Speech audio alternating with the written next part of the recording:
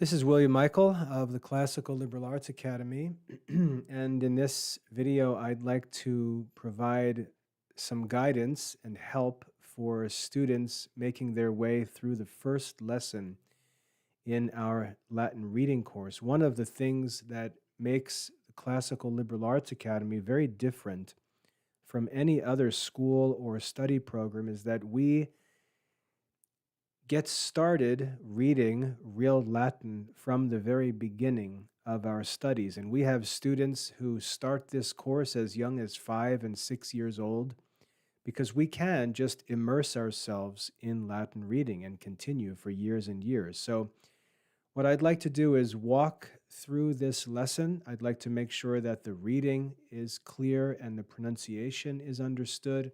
I'd like to walk through the vocabulary slowly and carefully, and I'd also like to explain how to complete the translation exercises and master the lesson. Now, I'm sure that some students will complain that these videos that I make are long and slow, and I want to make it clear that video lessons are for weak students. Students who are strong don't need video lessons. And those who are weak need to move slowly. So if you're a strong student who can zip through this lesson on your own without a video, you should do so. I, for example, don't need videos for my studies.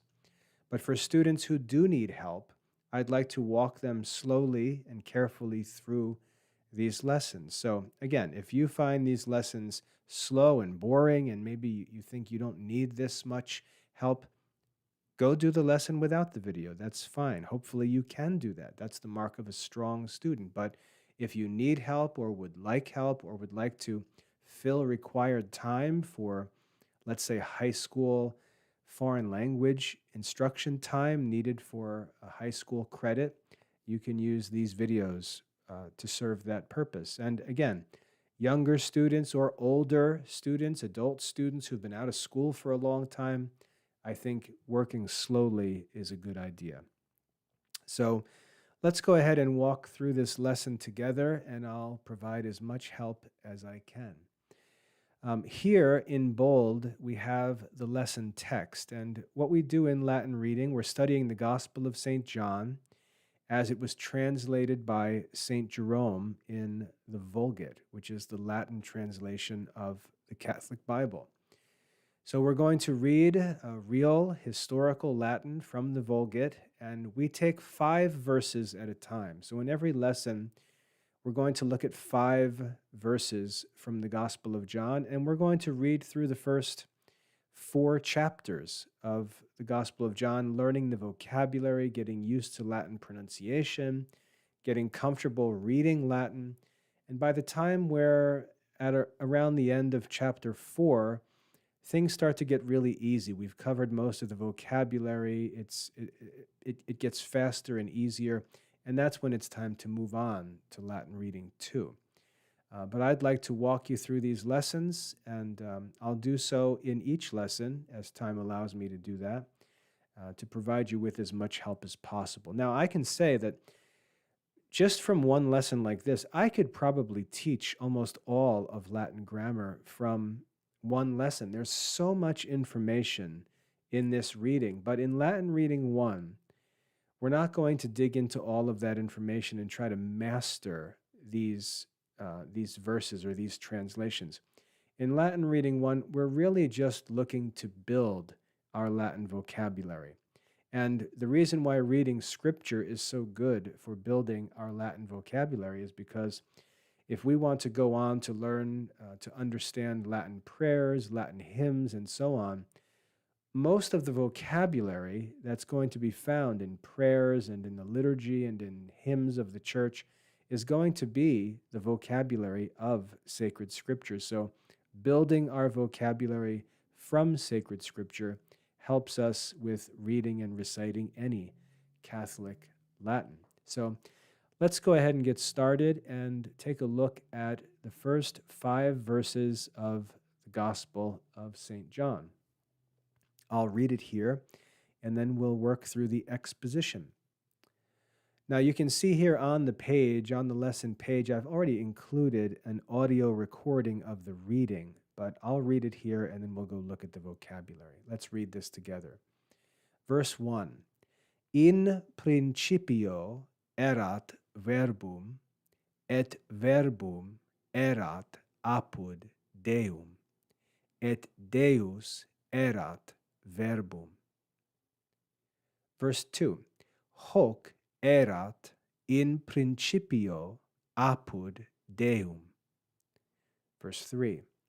Omnia per ipsum facta sunt, et sine ipso factum est nihil, quod factum est.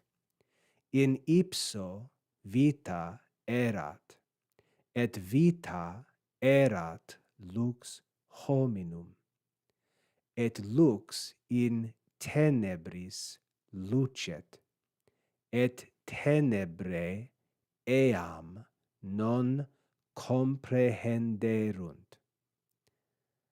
So there's our reading of verses 1 through 5, and you're encouraged to practice that, just as a child would practice whatever he heard his parents saying when he was young. Practice just listening to the recording and reciting it, imitating my pronunciation.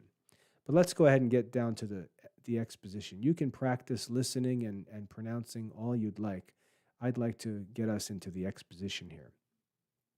In the exposition, I provide you with everything that you need to know about every single word in the reading in order to master the content in Latin Reading 1, to pass all the assessments and earn full credit.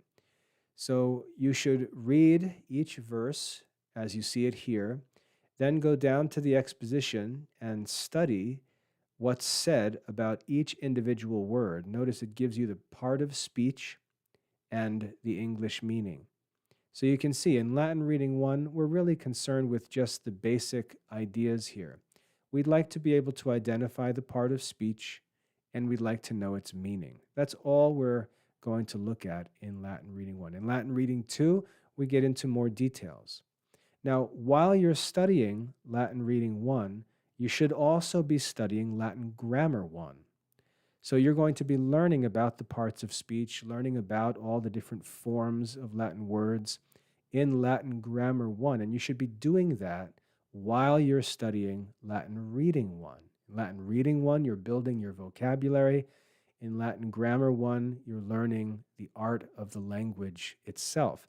Then in Latin Reading 2, we assume that you've already been studying Latin Grammar 1, and so we can get into the grammar and you'll understand what we're talking about. But in Latin Reading 1, we're just focusing on the vocabulary and, if possible, to learn something of the parts of speech. All right, so for every word that we see in the Latin text, I'll identify the part of speech for you and I'll give you the English meaning. So let's walk through this. First, you should practice by just reading again the verse. In principio erat verbum, et verbum erat apud Deum, et Deus erat verbum. So we see our first verse starts with the word in. We see that in is a preposition. That means that it shows the relationship between different nouns or different things in the sentence. It shows a relationship. And we see that the translation of the preposition in is the English word in. Now, that's not always going to be the case. We'll see in other verses the word in can be translated differently. But here, in this verse, in is translated in. The second word, principio. Principio, we see that principio is a substantive noun. That's a spelling problem right there. A substantive noun. That means it names a thing that can exist in our mind by itself. It's a substantive noun. And it refers to the beginning of the world, the beginning of time. As we read in Genesis chapter 1, in the beginning, God created the heaven and the earth. So we have here what's called a prepositional phrase, in principio, and we read this together as in beginning. But in English, we add the word that's called an article. If you've studied English grammar, we say in the beginning. Now, if you notice down here in the translation, where I write the translation, I put the word the in the translation, but I put it in parentheses. And the reason why I write the word the in parentheses is because there's no word in Latin that expresses the idea the. So we're adding that to our English translation, but it's not coming from the Latin text. And so I want to make note of that, so I put the word the in parentheses. Now, the reason why that's important is because if I want to translate from English back into Latin, it's good for me to know that I don't need to translate this word the because it didn't actually come from the Latin. So that's why we do that, all right? But you can see in beginning, in principio, and that gets us started here. The next word we see is erat, erat. We see that erat is a verb, and it's translated was. So in the beginning was. In principio erat. In the beginning was. The next word we see is verbum. Verbum. We see that verbum is a substantive noun. Again, the spelling is wrong there. I'll clean that up. See, it's right down here. Verbum is a substantive noun, and it means word. Word. So literally, this says, in beginning was word. But we don't speak like that in English. We use articles. In translation, therefore, we say, in the beginning was the Word. In the beginning was the Word. And you see that written here in English with the word the in both places in parentheses. And you should know why it's in parentheses now. We then go on to this word et. Et. And we see that et is a conjunction. That means it joins things together in the sentence. And it means and in English. So in the beginning was the Word, and we see verbum again, so we know that means the Word, and the Word. We see erat again, and we know that means was, and the Word was. And now we see a new word, apud, apud. Apud is also a preposition, like in. Apud means with. Apud means with. The next word we see is deum, deum, and we see that deum is a substantive noun that means God in English. So apud deum is another prepositional phrase, and it's translated with God, with God. In the beginning was the Word, and the Word was with God. Apud deum, with God. Then we see et again. We saw et back here. Et means and. It's a conjunction. We then see deus, deus. Notice it's the same word as deum, but it's a different form. And that's the sort of thing we learn about in Latin grammar. What's the meaning of these two different forms? I'm going to save that explanation for your grammar studies because you need to study it in the proper place. For now, it's good enough to know that deus is a substantive noun and it means God. Et deus, God, erat means was, we've already seen that, was, verbum, the word. In principio erat verbum, et verbum erat apud deum, et deus erat verbum. In the beginning was the Word, and the Word was with God, and God was the Word. So there we have the translation of verse 1. And that's the sort of information you need to know in Latin Reading 1. I have a note here that just explains what I said about the articles before, so you don't need to pay attention to that now. Moving on to verse 2. Hoc erat in principio apud Deum. Hoc erat in principio apud Deum. Now you'll notice under verse 2, even though there's 6 words in verse 2, there's only one word in the exposition. And that's because these other words have already been learned. We've already learned these in verse 1. So in verse 2, we only need to learn one new word, hoc. We see here that hoc is a pronoun, and it means this. So hoc, this, erat, was, in principio, in the beginning, apud Deum, with God. This was in the beginning with God. Now we learn in English grammar that a pronoun stands in place of a noun.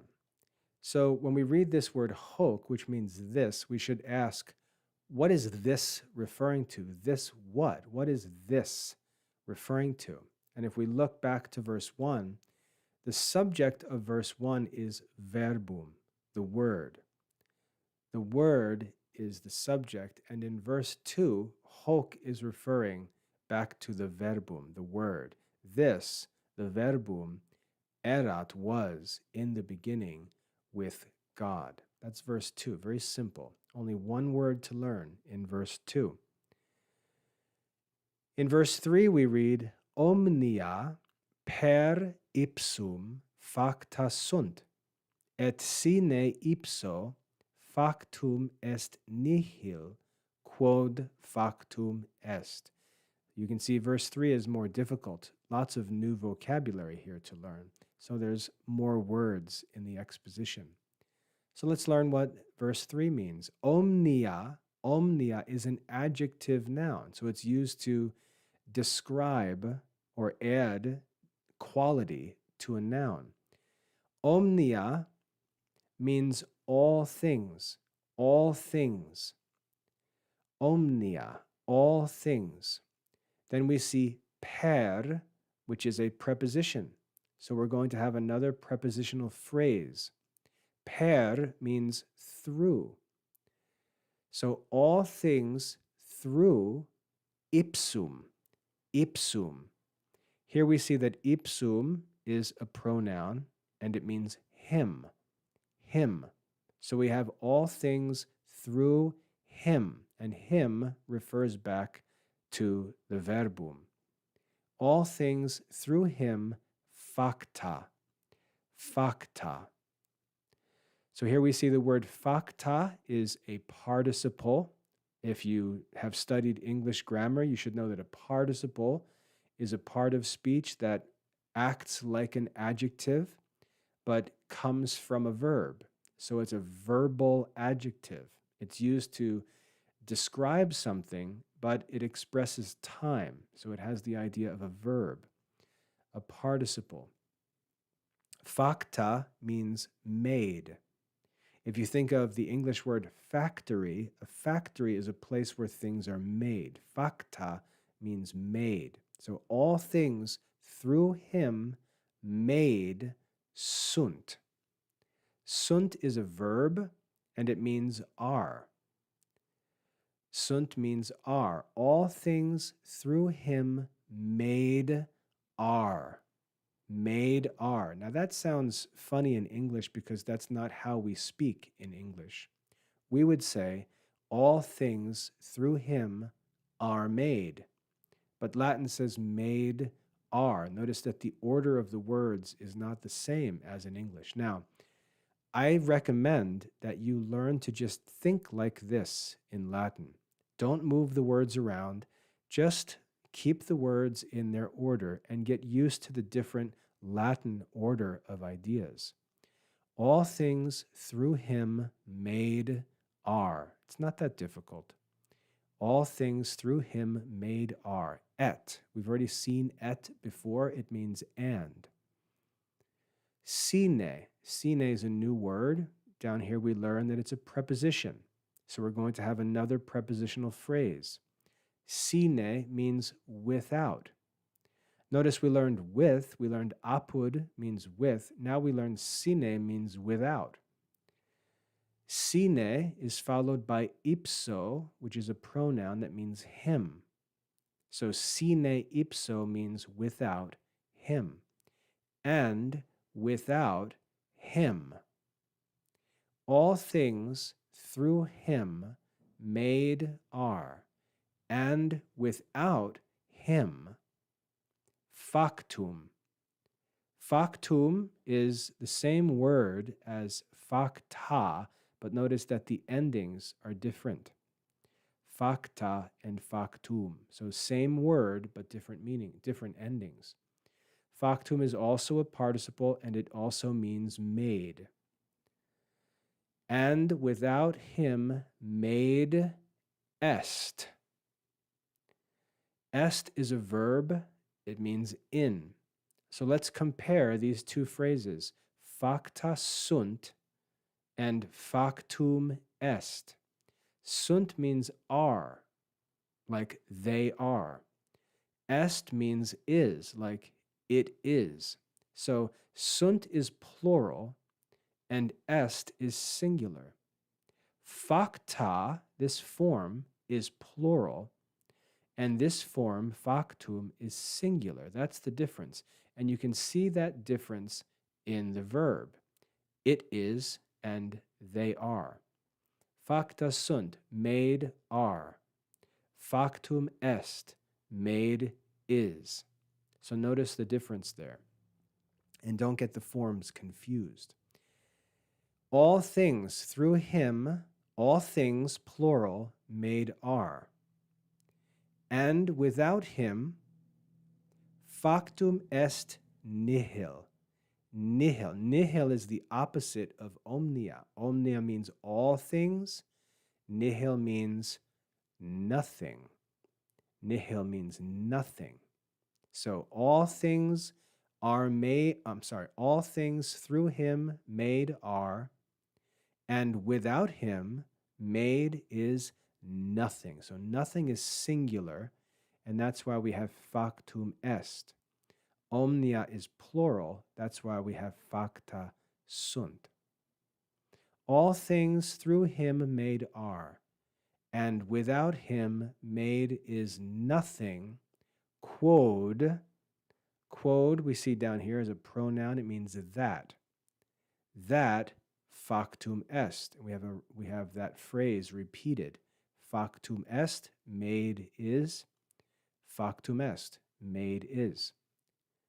All things through him made are, and without him made is nothing that made is. All things through him are made, and without him nothing is made that is made. That's verse 3. Okay?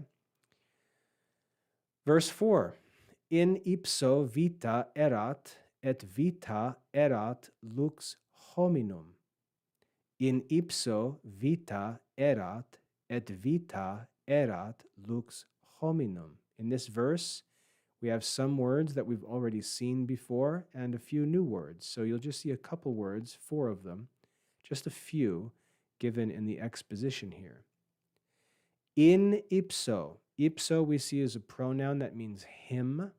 In him. We have a new noun here, vita. Vita means life. Vita means life. In him, vita, life, erat. We've already studied erat. Erat means was. In him, life was. Et vita, and vita, life, erat, was, lux. This is a new word for us, lux. Here we see that lux is a substantive noun, and it means light in English. Light. In him life was, and the life was the light. Hominum, hominum. We see hominum here is a substantive noun, and it means of men. Hominum needs to be translated of men, not just men, but of men, because the form of that word, this form actually says of men. So we have in ipso vita erat, in him life was, et vita erat lux hominum, and the life that was in him, was the light of men. The light of men. Now you may read a verse like this and say, what in the world is that talking about? In him was life, and life was the light of men. What is that talking about? Latin reading is not a place for us to get into the interpretation of the Bible. So we're not going to talk about what different things mean or how we should understand different things. All we're interested in Latin reading is translating the language. Now, sometimes we have to learn what it's talking about so that we can make a good translation. But for this verse, it's good enough for us to just know what the words mean. In him life was, and life was the light of men. That's verse 4. Verse 5. Et lux in tenebris lucet, et tenebrae eam non comprehenderunt. So here we've got the fifth verse, a sentence with, or part of a sentence with a bunch of new vocabulary. So we've got all those words listed in the exposition. Let's take a look. Et means and, lux means light, and then we have in, which we saw at the beginning of the lesson. It means in. And then we have a new word, tenebris, tenebris. And we see here that tenebris is a substantive noun that means darkness. And the light in the darkness, lucet, lucet. Here we see that lucet is a verb. That means it expresses action or a state that something is in. But here it expresses action, and in English it means shines. So we see lux lucet, the light shines. Lux lucet, the light shines. Where does it shine? In tenebris, in the darkness. Et lux in tenebris lucet, and the light in the darkness shines. Et, and, tenebrae, this is another form of the same word. Tenebris, tenebrae. Tenebrae means darkness again, and the darkness, eam, eam. What does this little word mean? It's a pronoun, and it means it in English. Eam, it. But we have to ask, what does it refer to? Light in the darkness shines, and the darkness, it. It. What is it? It is referring back to lux. So it is referring to the light. The light in the darkness shines, and the darkness, it, non. Non is an adverb. It means not, not. And the darkness, it, not, comprehenderunt. Comprehenderunt, a big long word here. Practice that pronunciation carefully. Comprehenderunt. Comprehenderunt is a verb, and it means did comprehend. Now you may look at that and say, well, that's not very helpful. I don't know what comprehend means, so why would I want to translate comprehenderunt as comprehend? Well, the reason why it's good to translate it like that is it's good for us to know that the translation is actually in the Latin word. So if you don't know what comprehend means, what I recommend is you go look it up in an English dictionary. Look up the word comprehend and learn what it means. That'll help you understand the Latin verb. Comprehenderunt. Now, When we use the word comprehend in English, we often use it in school. We say, he doesn't comprehend what he reads. He doesn't comprehend what he reads. And what that means is to understand. He doesn't understand what he reads. But that's really not what comprehend means, because comprehend really means to take hold of something. For example, when police arrest a criminal, when the police arrest or take hold of a criminal, we say that they apprehend the criminal. He is apprehended. And that's related to this word comprehend. It means to take hold of.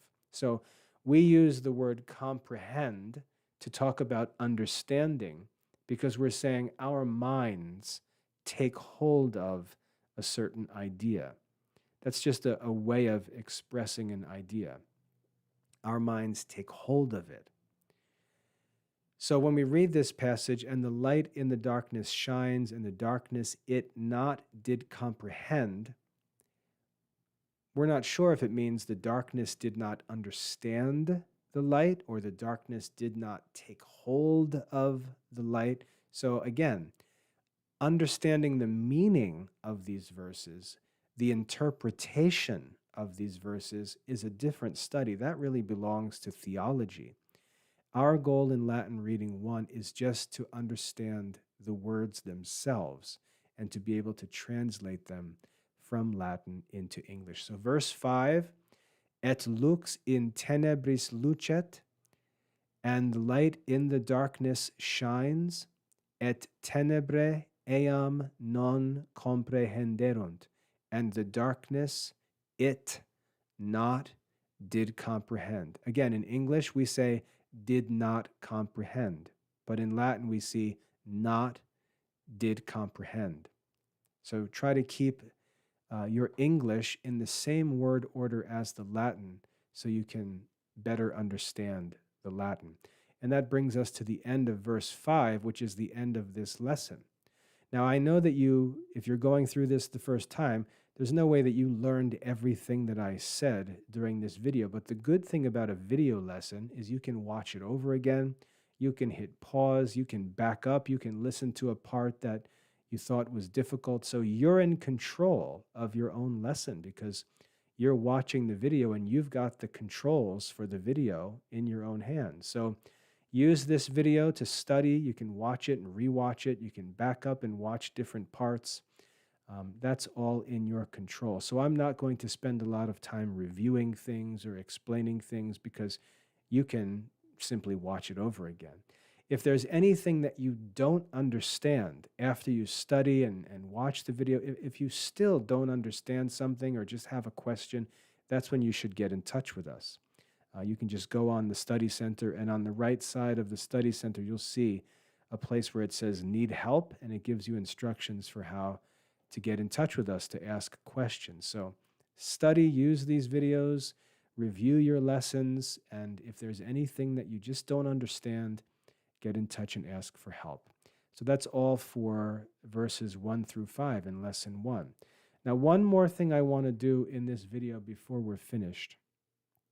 I want you to see here, step 3 for your studies is to complete translation exercises. And many students skip step 3. Many students don't do the translation exercises. They try to just jump to the quiz and get a good score on the quiz. Some of them even use their lesson to look things up and write the answers on the quiz.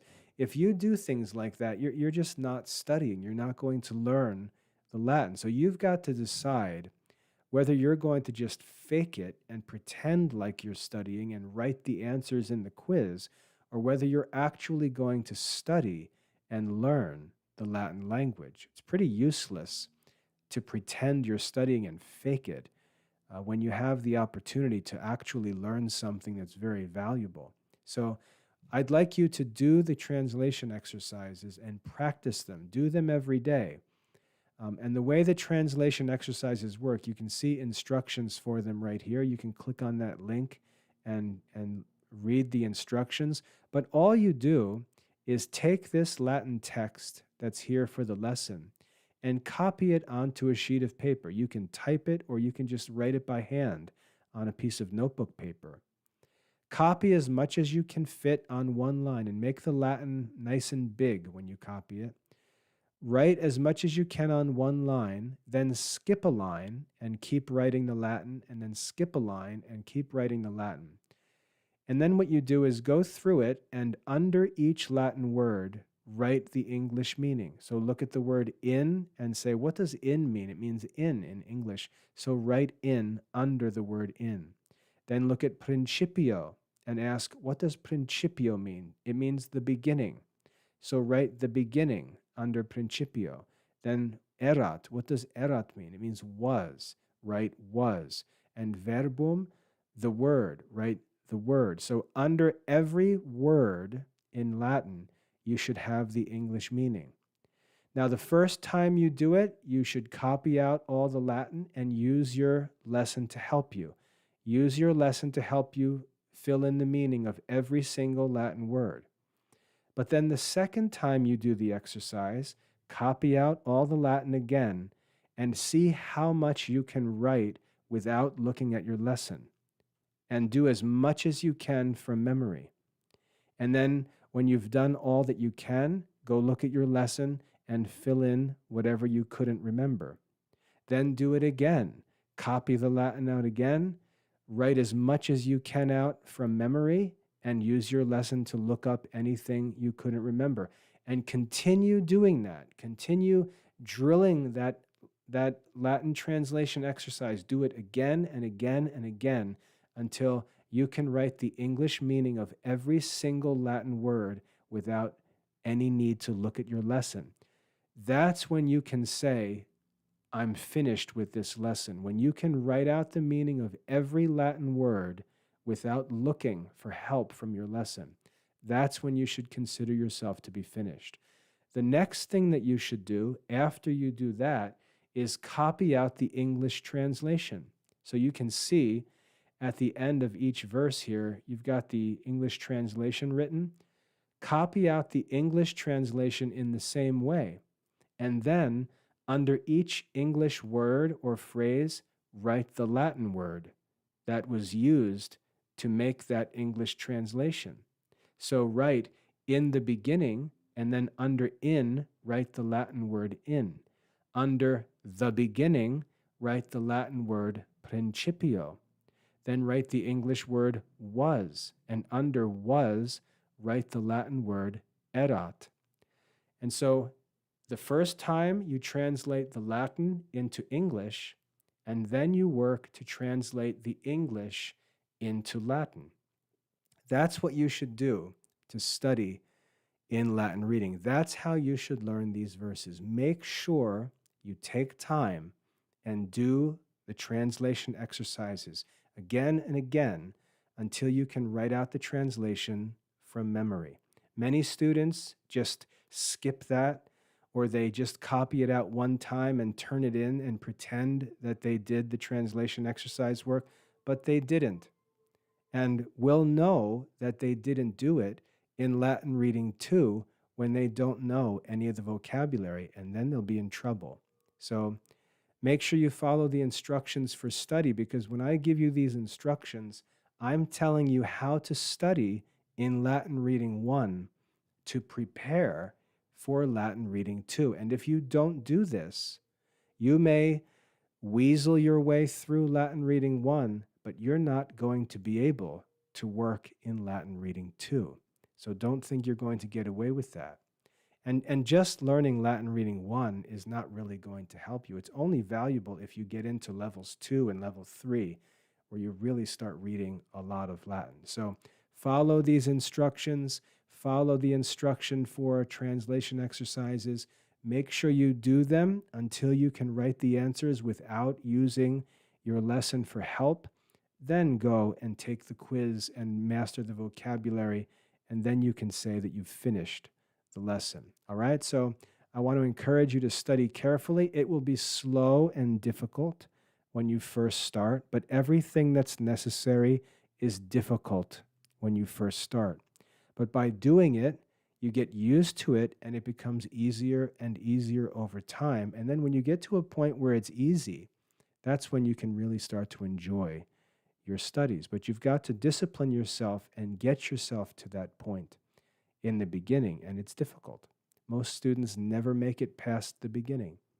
But that's what you need to do to study Latin reading lessons, and that's a guide through this first lesson in Latin Reading 1, where we've studied the first 5 verses of John chapter 1.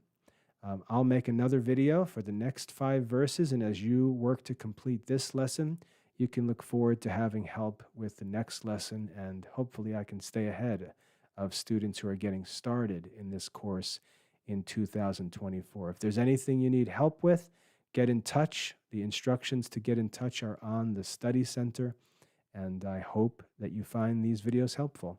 God bless.